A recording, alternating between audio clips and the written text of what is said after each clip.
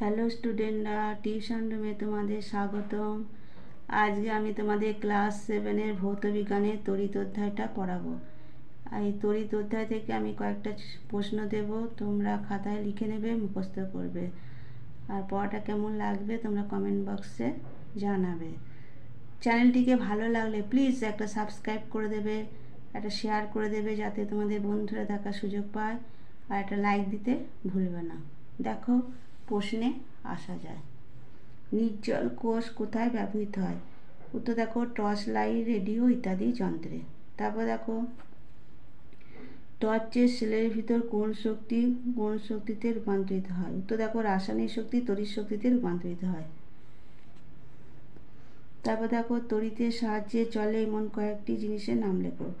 উত্তর দেখো electric fan, bulb, motor, TV, fridge ইত্যাদি। বোতাম সেল কোথায় দেখা যায়? ইলেকট্রনিক হাতঘড়িতে। তারপর দেখো সেকেন্ডারি সেল কাকে বলে? গাড়ির শক্তিশালী ব্যাটারিতে দুটি বা তার বেশি সেল থাকে, এই ধরনের সেলকে সেকেন্ডারি সেল বলে। তারপর দেখো ফিলামেন্ট কি? বাল্বের ভিতরে যে অংশটি জ্বলে ওঠে তাকে ফিলামেন্ট বলে। তারপর দেখো কয়েকটি সুপরিবাহীর নাম লেখো। উত্তর দেখো তামার তার, রূপোর তার, লোহার তার। তারপর দেখো কয়েকটি কুপরিবাহীর নাম লেখো, মানে যেগুলো দিয়ে তড়িৎ প্রবাহিত হয় না। প্লাস্টিক, চিনেমাটি, কাঠ প্রভৃতি। তারপর দেখো তড়িৎ চুম্বকের ব্যবহার, ইলেকট্রিক কলিং বেল, লাউডস্পিকার। তারপরে লেডের পুরো নাম কি? Light emitting diode. তারপর দেখো লেডতে কোন শক্তি রূপান্তরিত হয়? উত্তর দেখো তড়িৎ শক্তি আলোক শক্তিতে রূপান্তরিত হয়। তারপর দেখো তড়িৎ প্রবাহের ফলে কি উৎপন্ন হয়? তাপ উৎপন্ন হয়। তারপরে প্রশ্ন দেখো বাল্বের ফিলামেন্ট কোন ধাতু দ্বারা তৈরি হয়? উত্তর দেখো টাংস্টেন দিয়ে তৈরি হয়। ক্যালকুলেটর কোন শক্তিতে চলে? উত্তর দেখো তড়িৎ শক্তিতে চলে। তারপর দেখো ফিউজ তার কি? উত্তর হবে যে কোনো বৈদ্যুতিক সার্কিটের নিরাপত্তার জন্য যে তার ব্যবহার করা হয় তা হলো ফিউজ তার। তারপর দেখো সৌরশক্তিতে চলে এমন কয়েকটি যন্ত্রের নাম লেখো। উত্তর দেখো solar cooker, solar table fan, solar tubelight ইত্যাদি। কোন প্রাণী বিদ্যুৎ উৎপাদন করতে পারে? ইলেকট্রিক ইল মাছ আর জেলিফিশ। তারপর দেখো স্নায়ুকোষ কখন উদ্দীপনা পরিবহন করে? উত্তর দেখো স্নায়ুকোষ তখনই উদ্দীপনা পরিবহন করে যখন রেস্টিং পোটেনশিয়ালের পরিবর্তন ঘটে। কত খ্রিস্টাব্দে একজন বিজ্ঞানী স্কুইড নিয়ে গবেষণা করেছিলেন? 1930 খ্রিস্টাব্দে উত্তর। তারপর দেখো সুইচ অন করলে কোনো বর্তনী মুক্ত না বদ্ধ হয়? উত্তর দেখো সুইচ অন করলে বর্তনীটি বন্ধ হয়।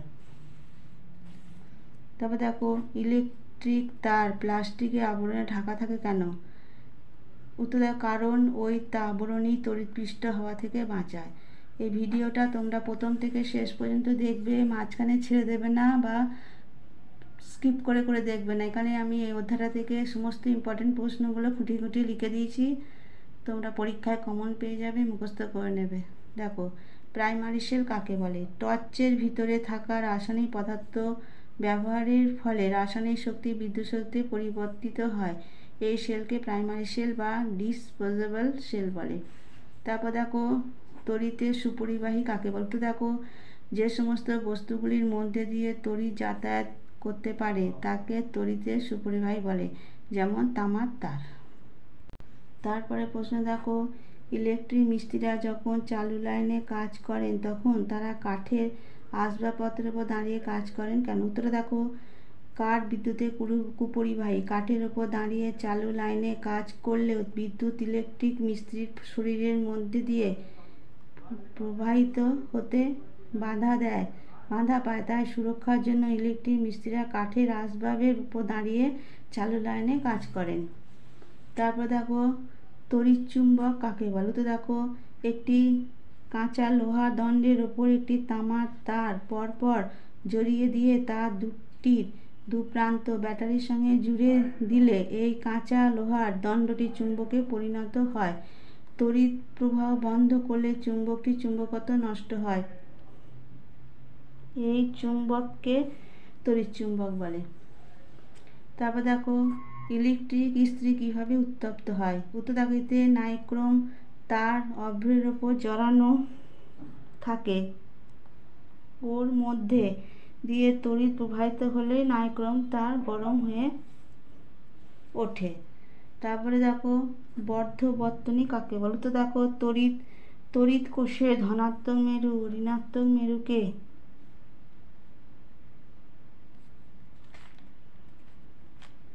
একটি পরিবাহী তার দ্বারা যুক্ত করে প্রাপ্ত বর্তনীকে বর্ধবর্তনী বলে।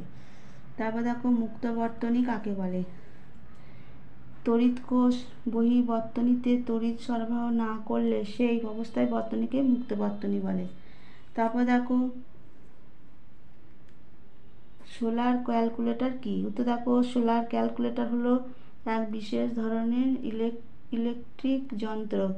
এই যন্ত্র চলে তড়িৎ শক্তি দিয়ে। তারপর দেখো তড়িৎচুম্বকের ব্যবহারগুলি লেখো। এক হচ্ছে ইলেকট্রিক কলিং বেলে তড়িৎচুম্বকের ব্যবহার হয়। 2 লাউডস্পিকার তৈরি করতে তড়িৎচুম্বক ব্যবহার হয়। 3 ইলেকট্রিক ক্রেনে তড়িৎচুম্বক ব্যবহৃত হয়। 4 মোটর তৈরিতে তড়িৎচুম্বক ব্যবহৃত হয়। আর টেলিফোনে তড়িৎচুম্বক ব্যবহৃত হয়। তারপর দেখো লেড কি। এটি এমন এক ইলেকট্রনিক বস্তু যা অল্প তড়িতে আলো দেয়। এতে কোনো ফিলামেন্ট থাকে না। এর ধনাত্মক প্রান্তটা বড় আর ঋণাত্মক প্রান্তটা ছোট। একটা লেড 20 বছরেও নষ্ট হয় না। বাজার পরিমাণ বিভিন্ন রঙের আলো নিঃসরণকারী লেড কিনতে পাওয়া যায়। তারপর দেখো পরিবেশ বান্ধব শক্তি কি। উত্তরে দেখো, অন্য কোনো শক্তির উৎসের সন্ধান করতে হবে এবং পরিবেশে কম ক্ষতি করবে তাকে পরিবেশ বান্ধব শক্তি বলে। তারপর দেখো তাপ শক্তির ব্যবহারগুলো লেখো। তাপ শক্তির ব্যবহারগুলি হলো রান্না করতে, বিদ্যুৎ উৎপাদনে, ইস্ত্রি করতে, স্টিম ইঞ্জিন চালাতে ও ইট বানাতে এগুলো ব্যবহার করা হয়। তড়িৎ শক্তির ব্যবহারগুলো লেখো। এটা তাপ শক্তি, এটা তড়িৎ শক্তি। দেখো তড়িৎ শক্তির ব্যবহারগুলো হলো এক্সরে করতে, মাইক বাজাতে, কম্পিউটার চালাতে, বাল্ব জ্বালাতে, মোবাইল ফোনে ব্যাটারি চার্জ দিতে, ওয়াশিং মেশিন চালাতে, পাম্প চালাতে, ট্রাম চালাতে, মেট্রো রেল চালাতে, কলকারখানার মেশিন চালাতে ইত্যাদিতে ব্যবহার করা হয়। তারপর হচ্ছে জীবাশ্ম জ্বালানি কাকে বলে। উত্তরে দেখো, প্রাকৃতিক বিপর্যয়ের ফলে ব্যাপক সংখ্যায় উদ্ভিদ প্রাণী লক্ষ লক্ষ বছর ধরে মাটির নিচে চাপা পড়ে নানা ধরনের জৈব অজৈব রাসায়নিক বিক্রিয়ায় শিলাস্তরে চাপা ও ভূগর্ভস্থ তাপ ও বায়ুর অভাব ইত্যাদি কারণে জীবাশ্ম পরিণত হয় এবং এ থেকে কার্বন সমৃদ্ধ যে জ্বালানি উৎপন্ন হয় তাকে জীবাশ্ম জ্বালানি বলে। তারপর দেখো কত সালে কোথায় প্রথম পেট্রোলিয়াম উৎপাদন শুরু হয়। উত্তরে দেখো 1859 সালে আমেরিকা মহাদেশে। তারপর দেখো সৌর প্যানেলে কত বছর পর্যন্ত টিকে থাকে। সৌর প্যানেল 10 থেকে 15 বছর। সৌরশক্তির ব্যবহার। উত্তর দেখো solar light, solar cooker, solar cap ইত্যাদি ব্যবহার করা হয়। ইত্যাদিতে বায়ু প্রবাহের শক্তি ব্যবহার করলে কি কি সুবিধা হবে। দেখো একবার বায়ুকল বসালে তা দীর্ঘদিন চলবে। 2 বায়ুর কোনো অভাব নেই।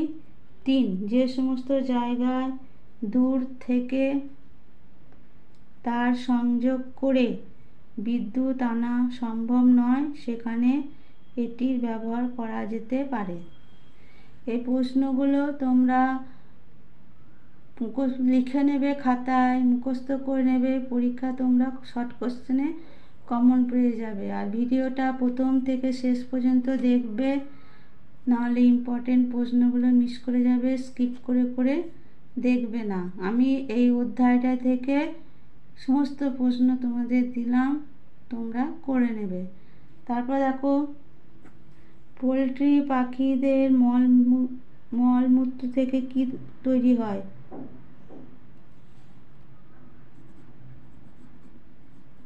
মলমূত্র থেকে কি তৈরি হয়? উত্তরে দেখো জৈব সার তৈরি হয়। তারপর দেখো আমাদের রাজ্যে কোথায় বড় বড় বায়ুকল আছে? উত্তর দেখো বকখালিতে। তারপরে বলেছে জৈব গ্যাস কি? উত্তর দেখো জৈব উৎস জাত পাওয়া জিনিস থেকে যা উৎপন্ন হয় তাকে জৈব গ্যাস বলে। তারপরে যে গৃহপালিত পশু পাখির মল থেকে কীভাবে তাপ পাওয়া যায়? উত্তর দেখো গৃহপালিত পশু পাখির মল বড় গর্তে পচালে তার থেকে গ্যাস উৎপন্ন হবে, সেই গ্যাস দহন করে তাপ পাওয়া যায়। তারপরে প্রশ্ন দেখো বোতাম সেল কাকে বলে? উত্তরে দেখো ইলেকট্রিক হাত ঘড়িতে যে সেল থাকে তা দেখতে অনেকটা বোতামের মতো, একে বোতাম সেল বলে। তারপর দেখো ফিলামেন্ট কি? উত্তর দেখো টর্চের সুইচ অন করলে বাল্বের ভিতরে যে অংশটা জ্বলে ওঠে তাকে বলে ফিলামেন্ট। এইগুলোই ছিল তোমাদের এই অধ্যায়ের প্রশ্ন আমি প্রশ্ন উত্তর তোমাদের দিলাম, তোমরা পড়বে, খাতায় লিখে নিয়ে পড়বে। আর পড়াটা কেমন লাগলো তোমরা কমেন্ট বক্সে জানাবে। ভালো লাগলে প্লিজ চ্যানেলটিকে ভালো লাগলে প্লিজ একটা সাবস্ক্রাইব করে দেবে, লাইক দিতে ভুলবে না, আর শেয়ার করে দেবে যাতে তোমাদের বন্ধুরা দেখার সুযোগ পায়। আচ্ছা ঠিক আছে, আজ আমি এখানে আমার ভিডিওটা শেষ করলাম।